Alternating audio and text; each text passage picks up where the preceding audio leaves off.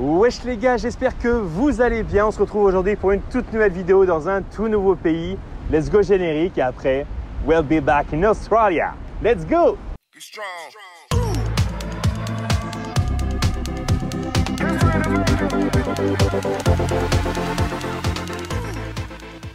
Donc voilà les gars, on se retrouve aujourd'hui pour cette petite vidéo parce que ça fait exactement 2 mois que je suis ici en Australie.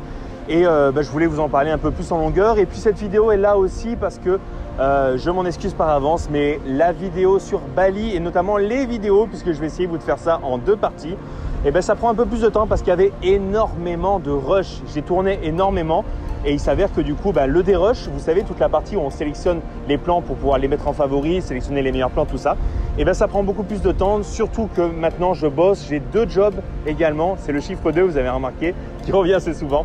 Donc voilà, j'ai ces 2 jobs, donc du coup ça me prend beaucoup de temps. J'essaie de faire le max, mais je voulais vous sortir quand même cette petite vidéo au moins en attendant. Ça sera la vidéo du coup du mois de novembre et pour pouvoir vous faire un petit point aussi de ces 2 mois en Australie. Qu'est-ce que j'attendais, qu'est-ce qui est réel pour l'instant, comment ça se passe, les projets, voilà, toutes ces petites choses-là en tout cas pour pouvoir vous en parler. Et on commence de suite par le premier chapitre, c'est-à-dire en gros le premier mois qui était plutôt vacances. Allez, c'est parti.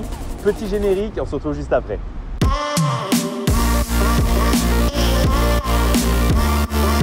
Donc voilà les gars, premier mois en Australie. Alors en gros, pour tout vous expliquer, je vais vous montrer. Donc je vais vous mettre des petits points sur une carte qui apparaîtra sûrement là, voilà, sur ce côté-là, en gros de la partie. Donc en gros les gars, je suis arrivé au tout début à Cairns. Alors Cairns en fait, si vous voulez, c'est potentiellement donc juste après Darwin, la première ville depuis l'île de Bali. Donc les billets étaient beaucoup moins chers. Ça me permettait également, moi je l'avais capté, de pouvoir faire la grande barrière de corail. Il s'est avéré qu'il y a eu beaucoup de choses qui se sont passées, notamment la pluie pendant du coup ces 4 jours. Donc j'ai pas pu entièrement visiter la ville, les alentours, la grande barrière de corail sous la pluie. Vous imaginez bien que c'est pas le meilleur qui soit. Donc voilà, c'était surtout cool pour pouvoir se faire plein de petits potes. L'auberge était géniale. Tout pareil, je vous mettrai tout ça sur le site. Vous aurez les adresses, les petites vidéos, toutes ces petites choses-là. Il y avait quelques coins assez sympas. Du coup, on est sorti.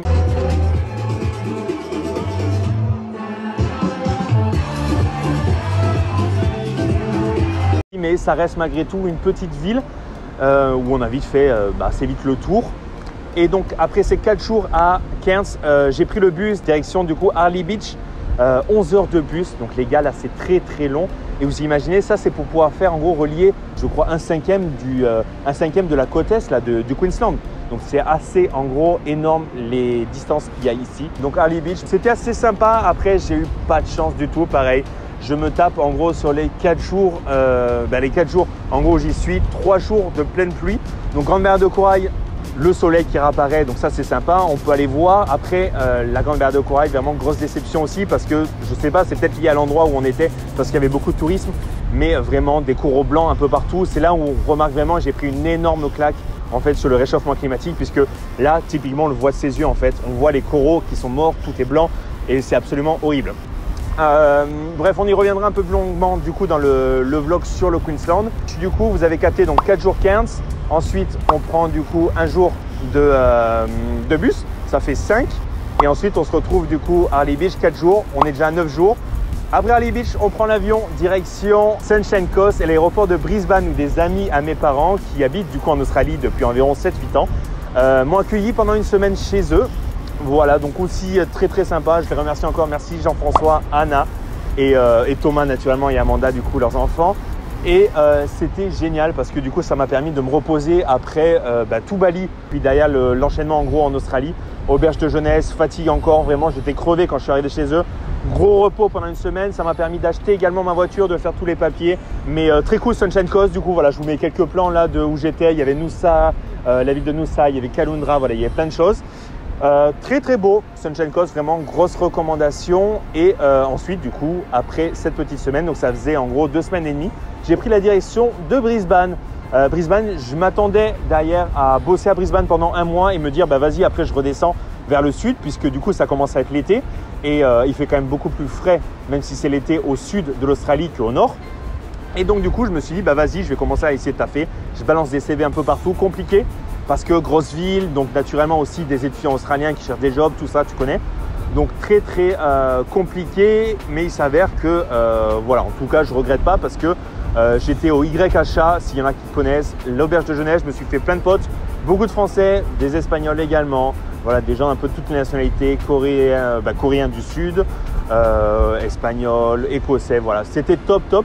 Mais il s'avère que du coup, pas de job, donc je me décide, il y a tout un groupe de Français avec qui j'étais qui décident de bouger pour aller au nord, remonter eux vers Townsville. Je me dis, vas-y, je vais essayer de voir s'il n'y a pas un job dans le coin, c'est l'occasion, j'ai la voiture, pourquoi pas remonter et bosser, sachant que depuis l'été dernier, en gros, on peut bosser en hospitality et tourisme pour avoir les fameux 88 jours. Donc les 88 jours, c'est 88 jours nécessaires à bosser donc dans des fermes, dans les mines, pour la pêche. Et depuis l'été dernier, en hospitality et tourisme au nord du tropique du Capricorne, pour pouvoir en gros avoir et faire une demande de deuxième Working Holiday Visa en Australie, donc rester une deuxième année. C'est tout bénef, sachant que d'ailleurs, si on ne l'utilise pas, c'est pas grave. Au moins, on aura la possibilité de le renouveler. Si on l'utilise, de retour en Australie. Et moi, c'est un petit peu mon objectif. Je me suis dit, vas-y, je remonte. J'ai cherché un job. Il y avait une annonce sur Gumtree, qui est le bon coin local, qui cherchait donc un kitchen hands, commis de cuisine. Je me suis dit, vas-y, c'est local. De toute façon, on est en Australie. Autant se lancer des défis et voir de nouveaux métiers, découvrir de nouvelles expériences. C'est pour ça que je suis là. Et donc du coup je suis monté à Rockhampton pour ça. Ça s'est mal passé parce que je me sentais pas trop bien en gros dans le truc et c'était la cuisine fusion indienne-coréenne, donc déjà compliqué en français. Mais alors là du coup avec les termes anglais c'était très compliqué pour moi. Il s'avère qu'en plus il parlait quasiment qu'indien, il parlait pas anglais, donc du coup la communication était très compliquée. Voilà, carnage. J'ai fait donc 2 jours d'essai et au bout du 2e jour je me suis dit vas-y, je vais chercher autre chose. Je suis dans le coin, autant chercher, balancer des CV, voir ce qu'il en est, au pire on rebougera. Et il s'avère que j'ai été pris dans un restaurant, donc Ribs and Ramps, c'est à Rockhampton. Voilà, Rockhampton du coup qui compte aussi pour les codes postaux. C'est vraiment la limite, c'est le tropique du Capricorne qui se situe sur Rockhampton. Et donc là, en gros, je bosse tous les jours, le soir, donc 5h ou 6h du soir, jusqu'à du coup 21 ou 22h, ça dépend en fonction des gens. Et donc là, pareil, kitchen hands, mais du coup, ce qui est cool, c'est que là, bon, je fais la plonge, donc dishwashing, ce qu'on appelle ici. Mais également, du coup, ça me permet d'aller de faire les préparations. Donc, vous savez, tout ce qui est entrée, il y a souvent des petites salades. Ça, c'est moi qui les prépare. Et puis derrière, j'ai essayé de chercher aussi un complément pour pouvoir faire un peu plus de thunes également. Et en plus, essayer de me faire des heures. Et donc, du coup, je bosse en tant que membre d'équipe, donc crew member chez Hungry Jack's. Hungry Jack's, c'est le Burger King local. En gros, c'est juste que Becca, quand ils ont voulu venir ici, en fait, le nom il était déjà déposé.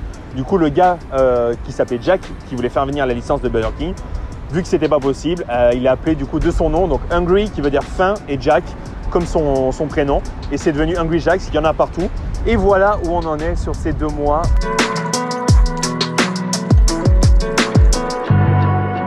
Ça fait que 2 mois, donc pour l'instant, j'ai pas eu le temps vraiment aussi de tout voir. Je m'attendais plus ou moins, alors potentiellement à plus de, pas de chaleur, mais en tout cas un climat un peu plus aride. Rockhampton est plus ou moins à l'image de ce que j'attendais, c'est-à-dire que c'est très américain en fait dans le style, avec les maisons tout le long, petites maisons mais qui s'étendent, les villes qui s'étendent partout. Voilà, c'est assez américain en tout cas dans ce style-là. Ce que j'attendais, c'était beaucoup autour de Sydney, donc on verra quand j'y serai à Sydney, j'y serai pour le Nouvel An normalement. On verra comment ce sera. Il y a plein de choses très cool, les gens qui klaxonnent pas, moins de stress, moins de tout ça, plus de facilité au niveau de l'administration. Genre là, tu vois, ça fait quoi 2 semaines à peu près que je commence à comprendre les blagues, que je commence à rigoler au resto avec les gars de l'équipe. Voilà, toutes ces choses-là, ça commence à arriver. Donc, c'est le temps, je pense, de m'y faire. Et je pense qu'à la fin de l'année, ça me plaira énormément. Et puis, une fois que j'aurai vu d'autres spots aussi. Parce que là, je suis à Rockhampton, qui est une petite ville. Là, je suis actuellement à Yeppoon. Ici, c'est encore une plus petite ville. Yeppoon, c'est 7000 habitants. Mais après, l'auberge est géniale. Et voilà un petit peu. Donc, compliqué pour l'instant de vous dire si c'est vraiment ce à quoi je m'attendais. On est un cran en dessous de ce que je pouvais m'attendre, mais ce qui est normal parce que j'en suis qu'au début. Et en même temps, il y a tellement de choses différentes de la France, mais il y a aussi tellement de choses qui me manquent. Typiquement, plein de gens me l'ont dit, mais vraiment, genre, ils m'ont dit, tu vas voir ce qui va te manquer, c'est la bouffe. En fait, je me suis dit, vas-y, j'ai voyagé, ça m'est arrivé de faire 2 semaines, 3 semaines à l'étranger. La bouffe, ça passait toujours. Mais là, c'est vrai qu'il y a un vrai manque parce que, notamment, c'est pas les mêmes goûts, c'est pas les mêmes types de viande. Typiquement, les saucisses et les merguez. Déjà, il n'y a pas de merguez dans ce pays. Ensuite, les saucisses. Typiquement, les saucisses, c'est pas du tout les mêmes goûts en gros que celles qu'on a en France. Et puis, le fromage est cher. En gros, toutes nos habitudes alimentaires, faut les perdre ici pour pouvoir prendre d'autres habitudes.